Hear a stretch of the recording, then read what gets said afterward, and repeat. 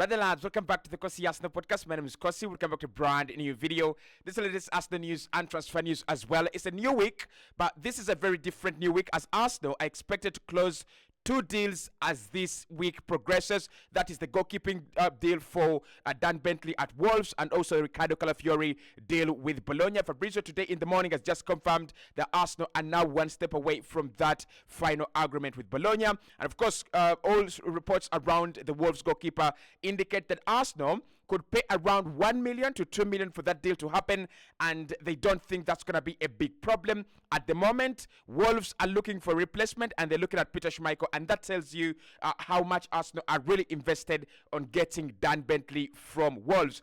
We are also going to talk about the German mystery player, and we'll talk about the Euros because players like Eze and players like Nico Williams, we could get massive updates this week as either England drop out or Spain drop out. I don't expect both of them to get to the finals, first and foremost. But either way, even if they don't drop out, the Euros end this week. And that means that Arsenal can now press on with Nico Williams and Arsenal can also press on with the Eberechi Eze deal. Hit the like button, subscribe to the channel as well. It should be an exciting 7 days for Arsenal because last week it was about what are Arsenal really going to do. This week, it's about what are Arsenal really going to finalize because we already have a couple of deals very close, and then what are we really going to do in terms of midfield and in terms of attack? That's why I said we are going to hear an update on the German mystery player this week. So let's start off with the big two deals that are happening. Maybe not very big in terms of the goalkeeping one, but still very big in terms of the Ricardo Calafiori. Fabrizio today in the morning has said that Arsenal are one step away from that final agreement, from that title agreement with Bologna on Ricardo Calafiori. Yeah, I know he's said this a lot of the time, but I just want to let you know that it is real and the deal is actually progressing. It is not a dead deal like many people are starting to insinuate. Arsenal and Bologna have a few small clauses they want to iron out, especially on the side of Bologna and on the side of Arsenal as well. Arsenal don't want to pay crazy money in terms of fixed payments and also in terms of what we have to pay up front. That is what's holding the deal. But at the moment, everything is going in the right direction. Now, of course, yesterday, Arsenal made contact to sign a second goalkeeper, to sign another player, and that player is Dan Bentley at Wolves. Like I told you, this is the way Arsenal do their deals. When they look at the Calafiori deal and they feel like it's pretty much done, the way we did with the Declan Rice deal, then we move over to the next deal. So by the time when we were doing the Rice deal, we moved over to the Julian Timber deal because everything was in place for Rice to join Arsenal. Now, Arsenal feel like the Calafiori deal, everything is in place for him to join us, unless otherwise, because the player wants to join us. It doesn't get better than that. We have an agreement on how much we're going to pay for the player with Bologna. It's just about a few things. So with very little time to pre-season, Arsenal have to move on and press on to other signings. Now, the second one is Dan Bentley, like I reported yesterday on the breaking story. Dan Bentley from Wolverhampton Wanderers is the player Arsenal and Mikel Arteta want to sign. Most importantly, on this one, again, just like with David Raya, he's a goalkeeper that has worked with goalkeeping coach Inaki Keina, and he's a goalkeeper that has a very good relationship with the goalkeeping staff. So that's the reason why Arsenal want to sign him. We had a couple of other players in the list as well. We had Steele at Brighton. I think Jason Steele is one of the best, second goalkeepers in the Premier League, honestly, to be honest. One of the best ball-playing goalkeepers above the age of 30. But at the moment, Arsenal want to get in Dan Bentley because they think he has that relationship he's got with the goalkeeping coach can help him work with David Raya, first and foremost, but also most importantly and secondly, he's a goalkeeper that's not going to give them a big trouble. So that's a deal that should be ironed out and outlined this week as Wolves want 1 million, but Arsenal want to pay less than 1 million. I don't really understand what's going on here in terms of this deal, but let me explain. So Wolverhampton Wanderers have the player, but he's left with 1 year on his deal. However, Wolves have the option to extend his contract by an extra 2 years. Should they trigger that clause, it means that Arsenal have to pay a little bit more than they would be paying right now. Because Wolves are saying, if you want to get him and if you want to sign him and you're really serious, give us 1 million. We go elsewhere and we reinvest in our, in the position. They're looking at Kasper Schmeichel. For me, I think Kasper Schmeichel is a very good goalkeeper. For him to be at the level where he's going to be a backup to a goalkeeper like Jose Sa, I think it's a disgrace. I think he's a much better goalkeeper than Jose Sa, honestly. But Arsenal being demanded 1 million, not 100 million, not 10 million, but 1 million to sign Dan Bentley. And Arsenal saying no. Arsenal saying we want to do this deal for a little bit less. And I'm sitting there on my desk and I'm like, what's going on? When did Arsenal really start trying to sign players for 500,000? So what Arsenal really don't want, they have looked at how much the player cost Wolves. The player cost Wolves at around 57k, less than 60,000 pounds. So they're saying if you signed him for 60,000 pounds and less, we are actually going to give you maybe 10 times that. We're going to give you maybe 500,000, 500,000 or 600,000. We are not going to give you a million. And Wolves are saying, if you're not giving us a million, we are not going to sell Bentley. So importantly for me on this deal, Arsenal must make sure that 100% we have the consent of the player.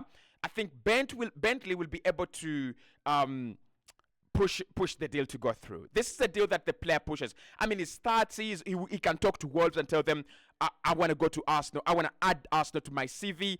I want to be an Arsenal player, at least in my career, in my lifetime. Don't block this deal for me. I could play the Champions League. I could win some trophies with Arsenal. Can I go? I don't think Bent is going to turn down Arsenal. Not in a million years. I don't think he's going to turn down the opportunity to sign for a club that's going to give him silverware, to sign for a club that's going to give him a chance to win, a chance to play in the Champions League, a chance to win. I don't think he's going to turn it down. So eventually, for me, this is a deal that should happen within the next 24 hours. Obviously, it's not easy. It's not going to happen within the next 24 hours. It could drag on through the whole week.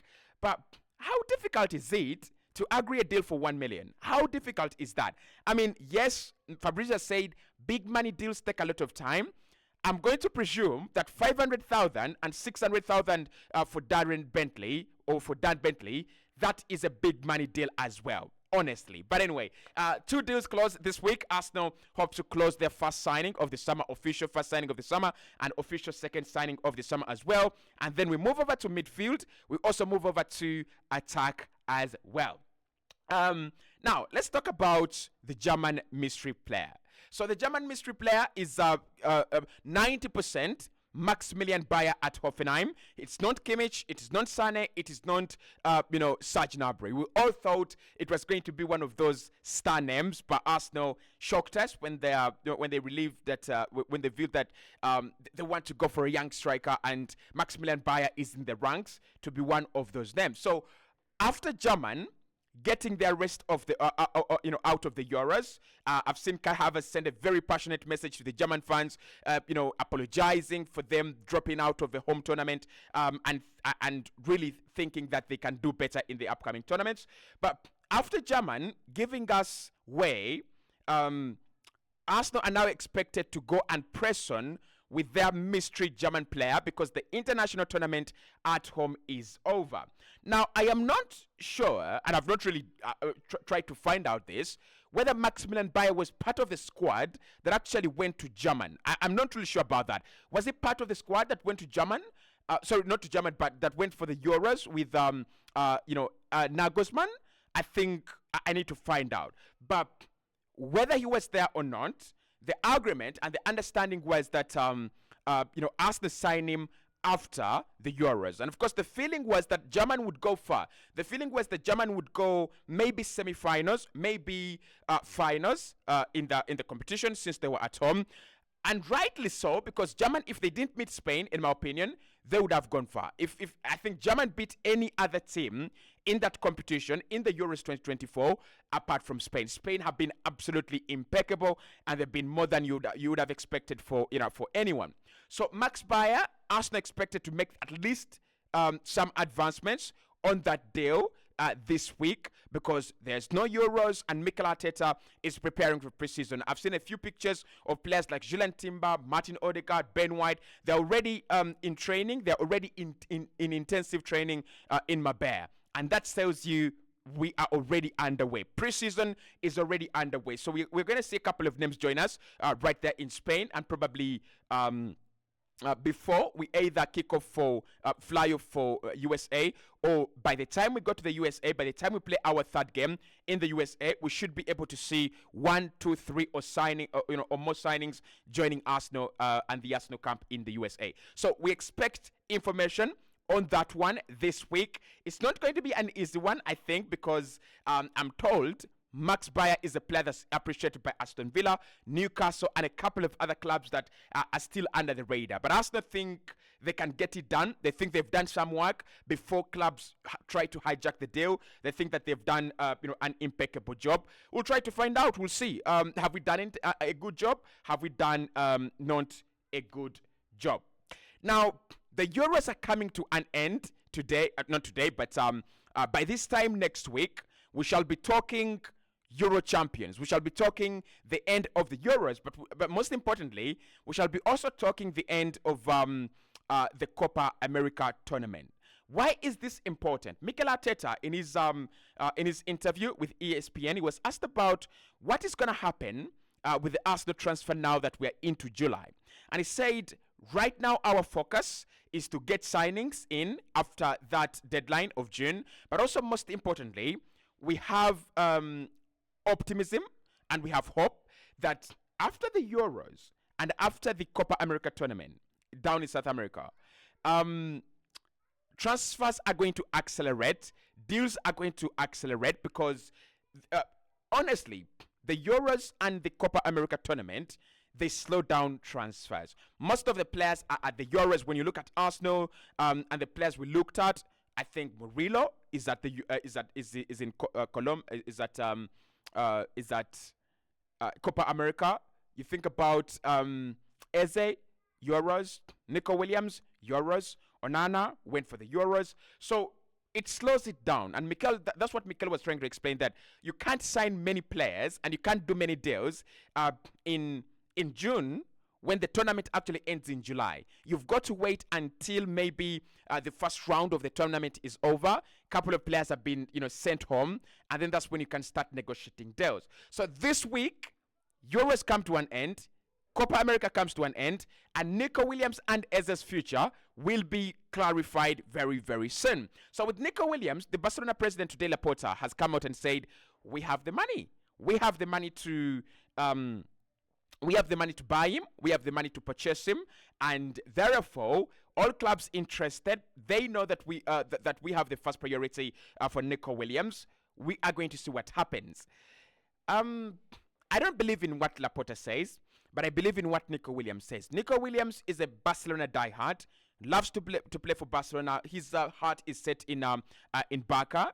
So if he's going to choose Barca over any other side, I think that could happen. I think that might happen, right? So I won't be surprised to see Barca bid for him and they get him. But at least after the Euros, after this week, this week, we're expected to get something on the Nico Williams deal. I don't think he will stay, like he says. I don't think he's going to stay at Bilbao. That's 200,000. Are they going to pay it for a whole year per week? I don't think Bilbao want that. That's why they kept his release clause a little bit lower than, they could have raised it. They could have raised it to 70. They could have raised this to 75 million euros. But they decided not to raise it. So the future of Nico Williams should be clarified in the coming days. But very importantly, the future of Eberechi Eze. So Fulham are back again. And this week, Fulham are said to be preparing a formal offer for Emil Smith-Rowe, and Arsenal are waiting for it. Arsenal will not reject it, and according to The Athletic, the player's primary motivation is game time. So, however, whether he stays at Arsenal, whether he leaves, his primary motivation for a new move or to stay at Arsenal, it's going to be game time. So if Fulham come in and they're offering him more game time than Arsenal, he's going to move to Fulham. If Arsenal offer him more game time than Fulham, which is ironically impossible, he will stay at Arsenal. But what that means as well is if we get to know the future of Emil Smith-Rowe, we will get to know the future of Eberechi Eze. That is the most important part of it. We'll get to know the future of Eberechi Eze, because at the end of the day, you've got to ask a question. What happens with Emil Smith Rowe if Arsenal sign Eze? And what happens with the Eze deal if Emil Smith Rowe decides to stay? So this is the week where we are bound for a lot of action in terms of outgoings, especially with ESR. For me, I'm going to predict this. I think Eze ends up at Tottenham. I'm sorry. I think Eze ends up at Tottenham. He looks like a Tottenham Hotspur player. And Emil Smith Rowe ends up at Fulham. Fabio Vieira ends up being an important player in Mikel Arteta's setup. That's what I'm going to say. I am not 100% sure Emil stays. I'm not seeing this as a deal that we'll talk about later, by the way, on a live stream. I don't see this as a deal really mature into Arsenal signing him. And Fabio Vieira, I don't see him leaving. So I think it's kind of a domino triangle where you have Smith Rowe goes to Fulham, Eze goes to Tottenham, and then to complete the puzzle, you have Fabio Vieira being a more important player for Mikel Arteta than he was last season. I hope I'm right. Because, I mean, Eze to Arsenal, again, this week is when we could find out.